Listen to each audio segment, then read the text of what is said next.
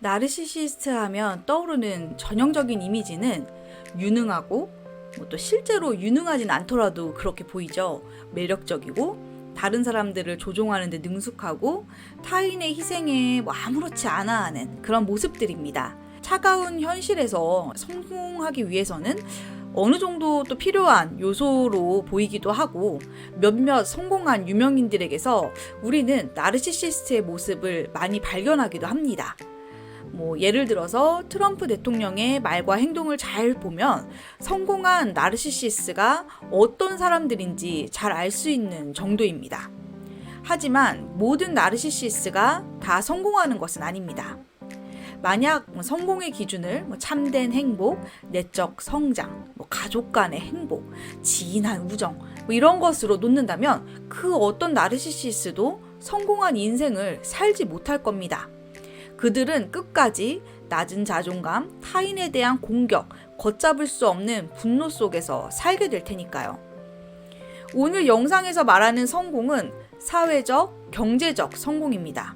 내면의 충만함이라든지 충직한 우정, 이런 것들은 일단 여기에서의 성공의 기준으로 두지 않는다는 점을 먼저 말씀드립니다.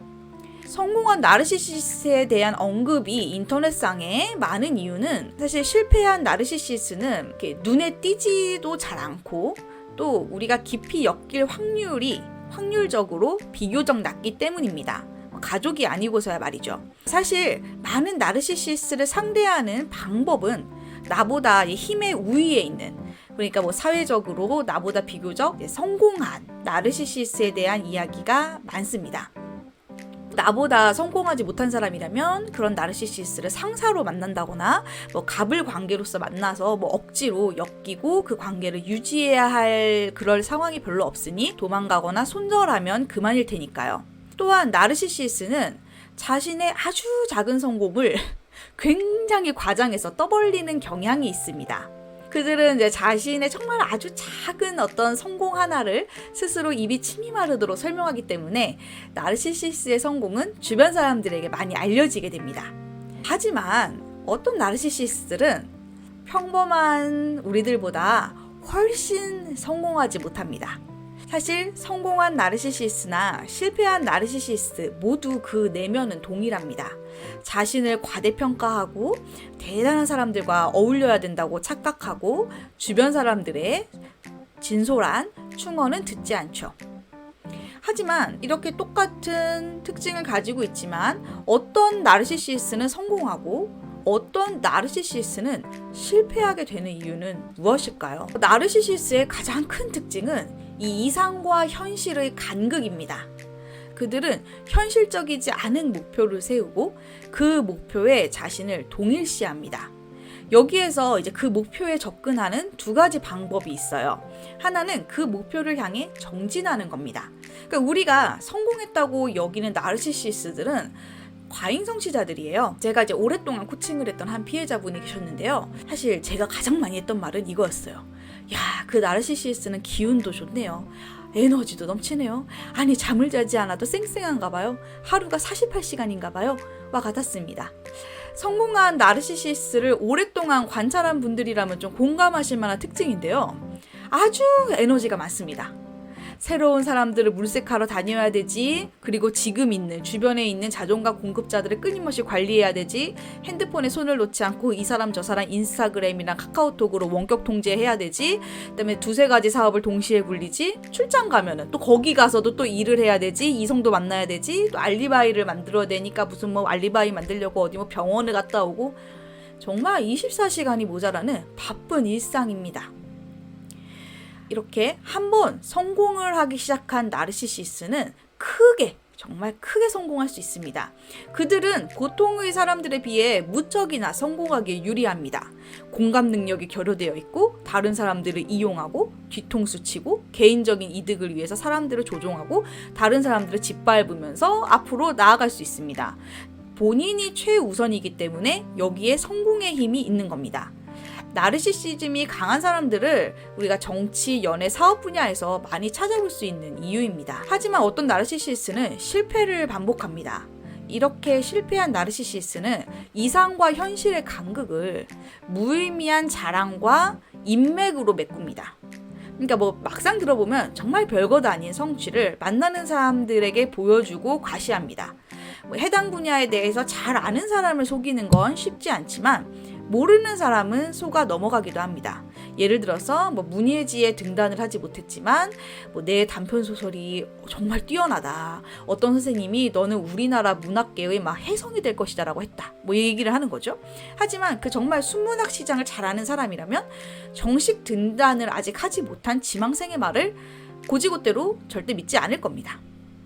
또 공사업체를 운영하고 있다고 주장하는 분이 계셨어요. 그걸 잘 모르는 분들은 아, 저 사람이 저런 사업체를 가지고 있구나 라는 걸 알았는데, 그걸 잘 아시는 분들은 저 사람은 사실은 일용직 노동자라는 것을 바로 알게 되는 거죠. 또 하나가 바로 이제 인맥인데요.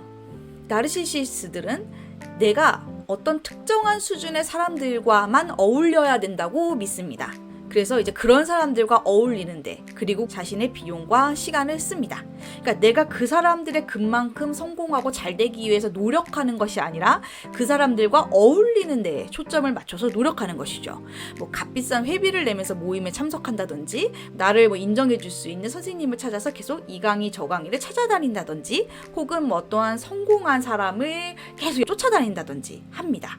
실패한 나르시시스는 자신의 시간과 에너지를 이런 헛된 자랑, 무의미하고 잘 아는 사람들이 들어봤을 때 좀 우스꽝스러운 자랑, 그리고 또 헛된 인맥 쌓기, 왜냐하면 나와 동급이 아닌 사람들과 동급처럼 어울리기 위한 노력에 사용합니다.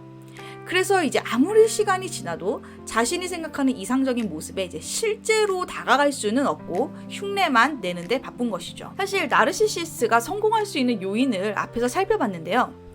나르시시스의 몇 가지 특징은 사실 나르시시스가 성공하지 못하게, 그러니까 평타도 치지 못하게 만드는 방해 요인이 됩니다.